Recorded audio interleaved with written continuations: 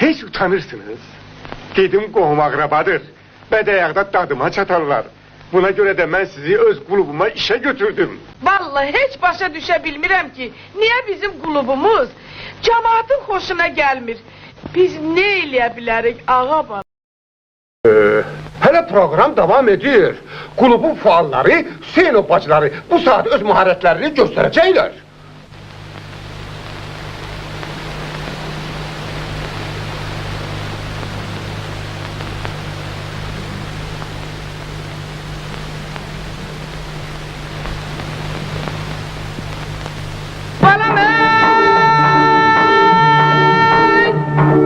Ne ses güdü bugün sizde Gülcahan. Toydu bizim evimizde Gülbadam.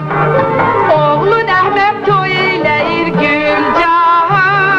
Yok canım babam evlenir Gülbadam. Baban evlenir, babam evlenir 90 yaşında. 90 yaşında. Doğrudan evlenir.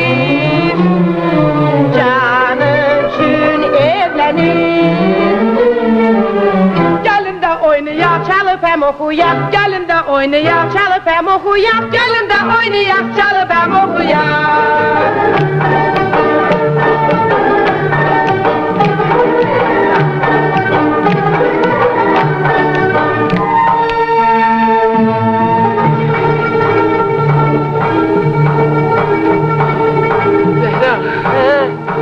Gel bir de, gel.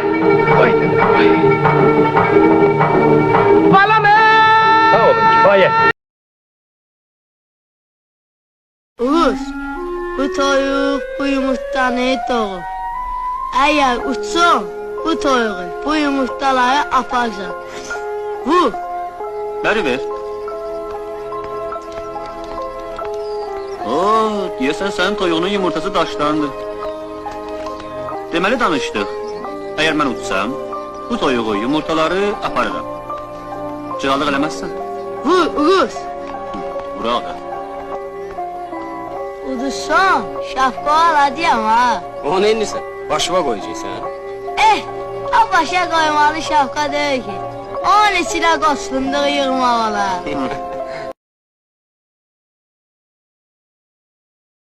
Çal, benim havamı çal. Heyva gülü.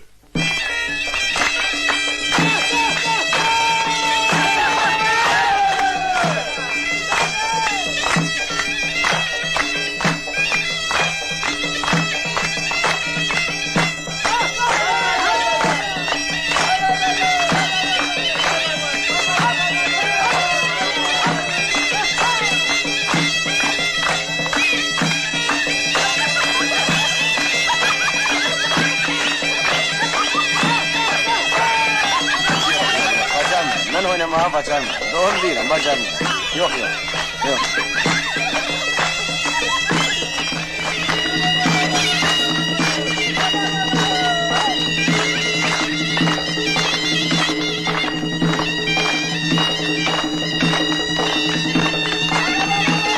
Değilim bilmiren inanmıyorsunuz. Bacarmam, bağışlayın. Beni ha? Hop. Hop.